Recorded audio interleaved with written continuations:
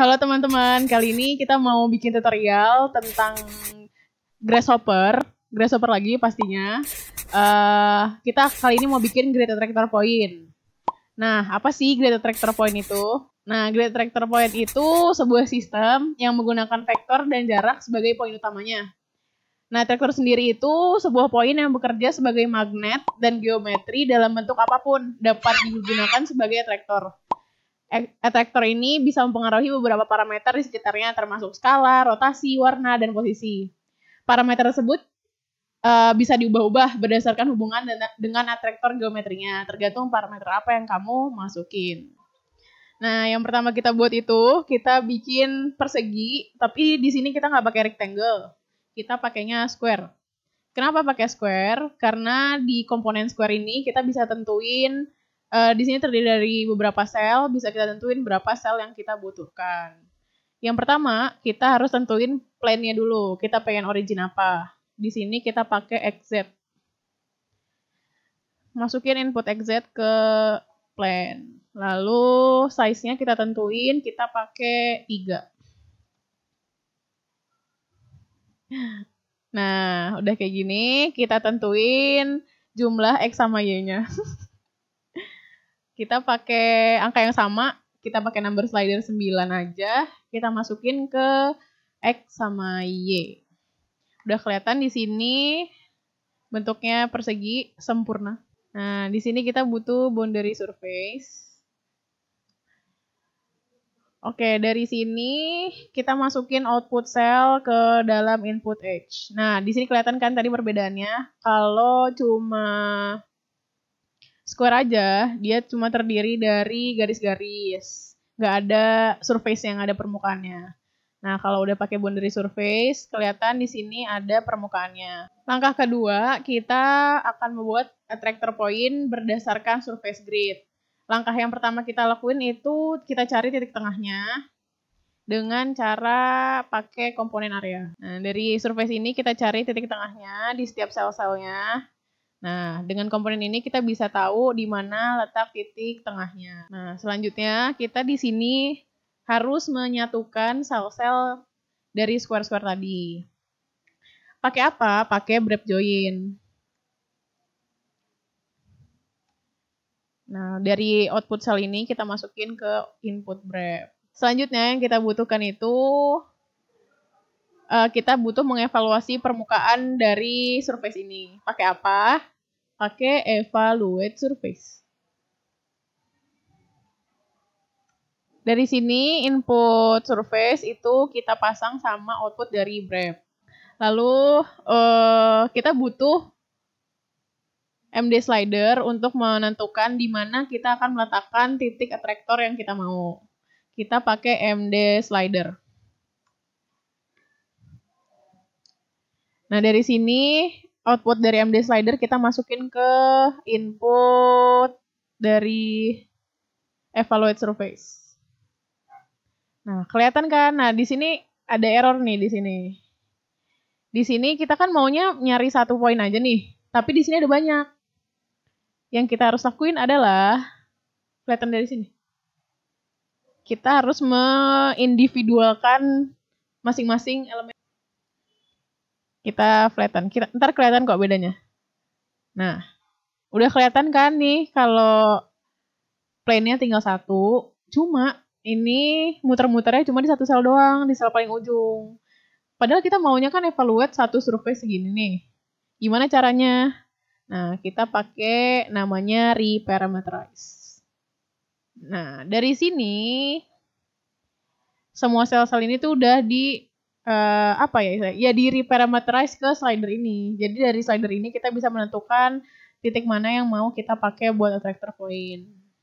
Next, nah sekarang kita udah punya 2 kumpulan titik. Yang pertama, titik-titik tengah dari setiap sel.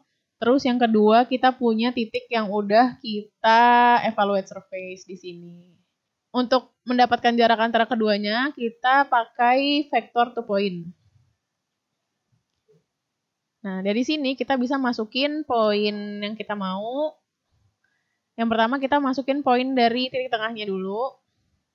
Terus yang kedua kita masukin poin yang udah kita pilih tadi untuk atraktornya. Ini setelah kita dapat panjangnya, kita harus menemukan batasan minimum dan maksimum dari data jarak yang telah kita temukan ini. Dari sini kita pakai komponen bounds. Nah, sini bisa kita masukin lengthnya.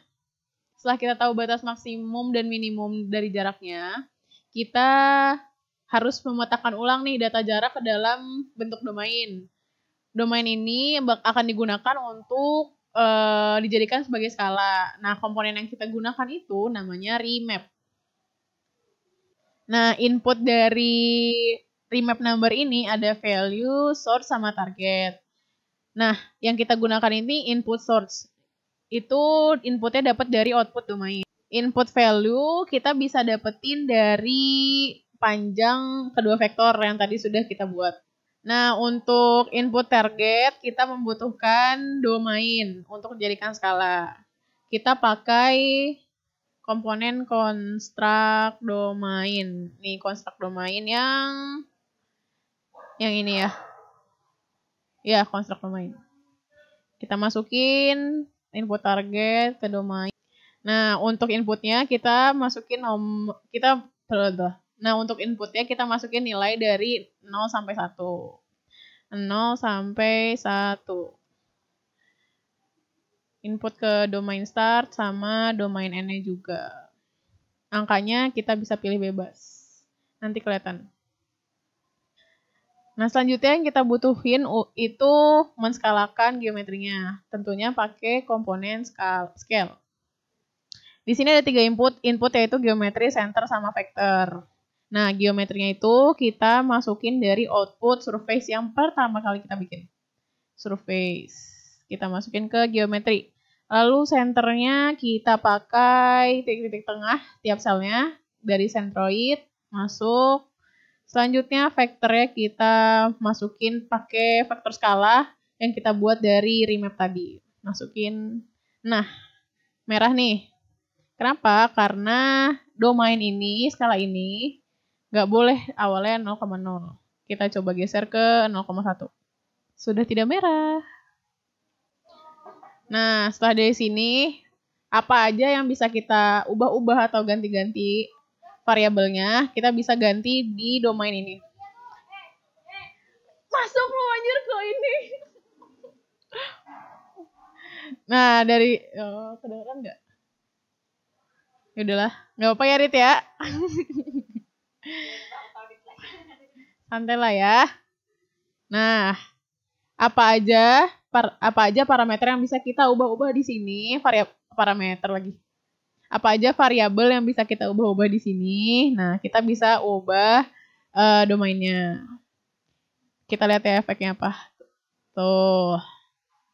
Ini juga bisa kita ubah di mana start domainnya dari mana, end domainnya dari mana. Selain itu, traktornya juga masih bisa kita ubah-ubah. Tuh, mau di mana, itu bisa aja. Boleh bebas ya, mangga. Nah, balik lagi ke tadi awal-awal video. Kalau tadi udah aku jelasin kalau attractor point itu gunanya sebagai magnet. Nah, bisa dilihat di sini pas dipindahin kayak elemen-elemennya tuh berubah menyesuaikan dengan posisi si attractor point ini. Nah, attractor point itu sebenarnya bisa berupa apa aja, nggak harus sebuah titik. Bisa kurva, bisa geometri. Cuma kali ini kita belajar poin dulu. Oke, kita udah dapet nih intinya dari attractor point. Udah kelihatan mana aja yang bisa di-attract sama poinnya. Selanjutnya kita akan memperindah surface-nya. Nah, biasanya cara cepatnya itu untuk kita membuat ini menjadi 3 dimensi, kita pakai extrude. Cuma kali ini kita nggak pakai extrude, kenapa? Karena, nah kalau kita pakai extrude, dibandingkan kita nanti pakai surface, itu pakai extrude bakal memakan memori yang lebih banyak. Jadi bisa nge-lag gitu. Daripada kita bikin tutorial sambil nge-lag, mending kita pakai surface aja. Nah, yang pertama kita akan lakukan itu memindahkan surface yang ada dengan menggunakan komponen move. Dari sini kita akan pilih, nih motionnya dulu deh, ke arah mana kita akan pindahkan surface-nya. Kita pakai arah Y, ke depan ya. Dari sini. Terus geometri yang akan kita pindahkan itu yang pertama, geometri yang ini aja dulu ya. Paling dekat di sini. Vektornya kita tentuin, kita coba aja dari angka 0 sampai angka 1 aja kali ya. Faktornya di sini. Nah, dari sini kita coba lihat perbedaannya. Nah, udah kan kelihatan kalau titik-titiknya itu udah pindah ke depan, ke vektor Y. Oke, langkah selanjutnya kita butuh untuk men-scale surface yang pertama. Kita pakai komponen scale tentunya. Scale lagi. Nah, yang kita scale itu geometri yang paling awal, surface paling awal. Lalu untuk senternya kita pakai centroid dari titik tengah tiap-tiap selnya. Untuk faktornya kita pakai number slider dari angka 0 sampai 1. Oke. Nah, selanjutnya kita pindahkan geometri yang udah kita scale tadi pakai komponen move. Untuk motionnya kita tetap pakai kita tetap pakai sumbu Y. Geometrinya kita inputin. Nah, dari sini udah kelihatan, kita matiin dulu widget yang lainnya, komponen yang lainnya.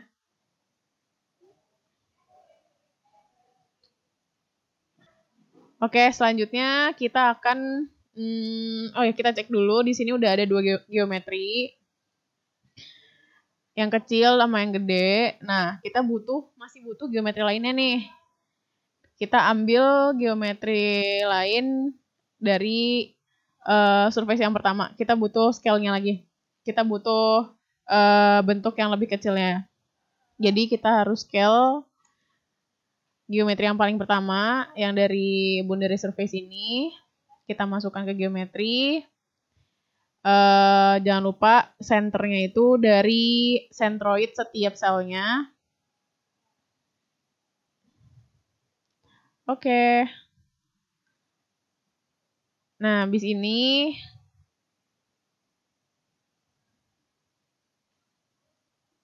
kok aku lupa lagi sih. Udah nih, udah di scale. Senternya udah. Vektornya berapa? Vektornya dia 0 ya. Sama. 0,8, 0,9 gitu. Oh. Nah, oke, selanjutnya kita akan masukin vektornya. Vektornya pakai vektor, masih tetap pakai sumbu Y. Untuk angkanya kita masukin angka 0,8 aja. Nah, udah ada di sini. Kita matiin dulu yang nggak perlu. Udah ada berapa surface nih? Udah ada 3 surface. Kita masih butuh 1 lagi.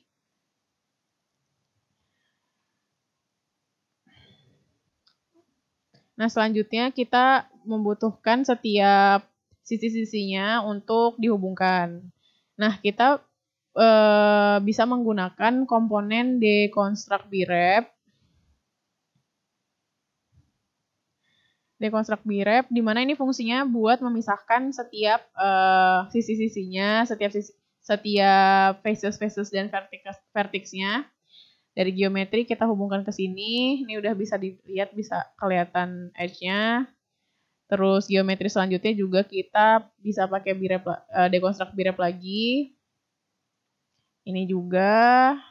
Nah, untuk bentuk yang kita inginkan tuh kita masih membutuhkan 1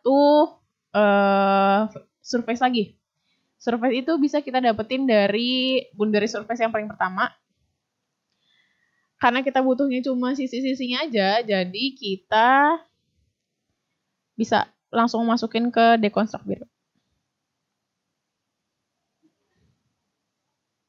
Nah, oke. Selanjutnya kita akan menggabungkan keempat edge-nya, geometrinya, menghubungkan setiap sisi-sisinya pakai rule surface. Ya, yang pertama, edge geometri pertama, lalu edge geometri kedua. Ini kita matiin aja ya, biar nggak pusing. Oke. Selanjutnya, edge nomor pertama dengan edge ketiga. Habis itu, lanjut lagi, edge nomor 2 dengan edge nomor 3. Yang terakhir, edge nomor 3 dengan edge nomor 4. Oke, udah bisa kelihatan kan? Nah, setelah ini kita gabungkan semua geometrinya pakai brep join. Kita gabungkan ke empat-empatnya. Jadi, ini semuanya di hide aja. Dah. Sekian, semoga bermanfaat dan tidak pusing. Dadah.